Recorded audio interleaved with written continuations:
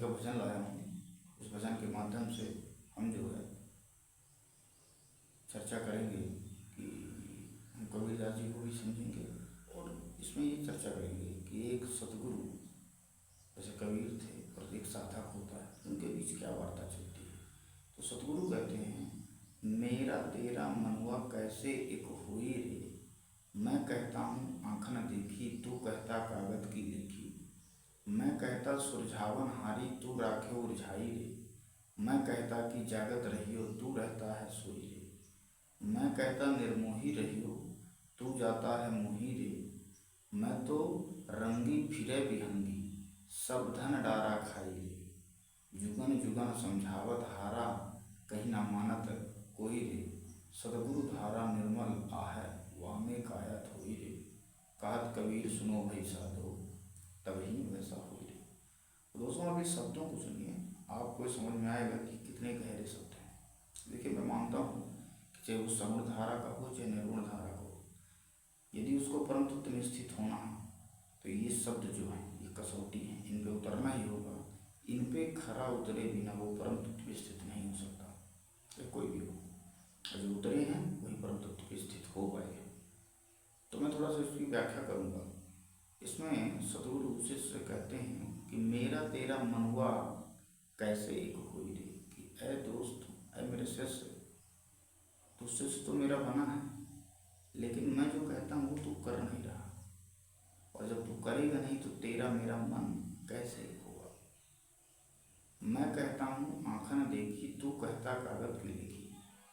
तू कागजी बातें करता है, तेरी बातें अनुभव वाली नहीं है, लेकिन मैं जो तुझसे कहता हूँ वो अनुभवपूर्ण है। मैंने जो अनुभव से पाया है, जो ज्ञान ध्यान से पाया है, मैं वो कहता हूँ। मैं कहता सुरझावन हारी, तू राखे उरझाई रे। मैं कहता हूँ कि तू सारे जंजाल बंधन इनको काट, लेकिन तू इसमें फंसता है और फंसने की कोशिश करता है, बार बार उसी तरफ जाता है। तू इससे बाहर नहीं आना चाहता।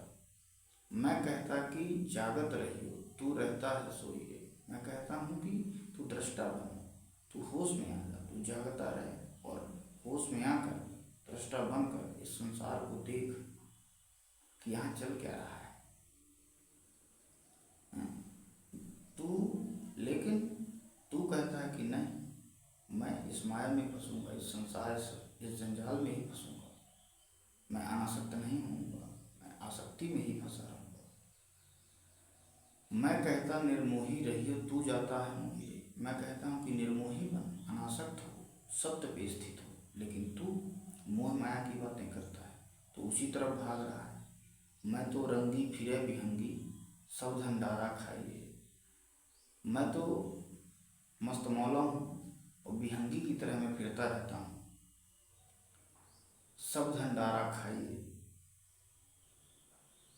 और जो भी ये माया रूपी धन है, ये सब मैं खा डाला, मैंने इन सबको नष्ट कर दिया, इन सबको मैं पूरी तरह आसक्त भाव से इनको अपने से दूर कर दिया। जुगन जुगन समझावत हारा, कहीं ना मानत कोई रे। युगों युगों से, कितने समय से सतगुरु आए, समझाते रहे, मैं भी कितना जुगत लगा के कितने समय से समझा समझा के थक गया, लेकिन कोई नहीं मानता, और इसी तरह तू भी नहीं मान रहा। सतगुरु धारा निर्मल आहे, वामे कायत हुई रे। इस सतगुरु की ज्ञान रूपी जो धारा है निर्मल, इसमें डुबकी लगा और ज्ञान को प्राप्त कर। और ये जो तेरी काया है मोह माया से बुद्धि, इसको धो दे और इससे ऊपर उठ। कहत कबीर सुनो भई साधो, तभी वैसा हुई रे। कबीरदास जी कहते हैं कि जब तक तू इस धारा में डुबकी नहीं लगाएगा, ज्ञान प्राप्त नहीं करेगा, तब तक तू सदगुरु के जैसा नहीं हो सकता। तो दोस्तों, इन शब्दों को आप देखिए, और मेरी आत्मा में जो मेरे सदगुरु भगवान के लिए जो दृष्टि है, जो स्थान है, वही मैं कबीरदास जी को देता हूँ। मैं क्यों देता हूँ? जब आप इन शब्दों को देखेंगे, समझेंगे, चिंतन करेंगे, पढ़ेंगे, तो आपको सब समझ में आ जाएगा कि ऐसा क्यों है। तो दोस्तों, एक छोटा सा भजन था। है ना। और आप देख भी सकते हैं ये, लेकिन आप इनके शब्दों को बहुत गूढ़ शब्द हैं।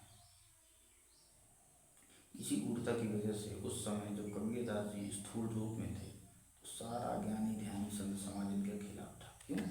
क्योंकि इनकी गूढ़ता वो समझ नहीं पाए। बात ये थी कि उन वो सब किताबी थे, उनके पास ज्ञान ध्यान तब था नहीं, और ये एक अवतारी पुरुष थे, महापुरुष थे, तो इनमें फर्क तो रहेगा ही। तो ये सब बातें थी। इसी की तरह नए नए भजन के साथ हम फिर आएंगे।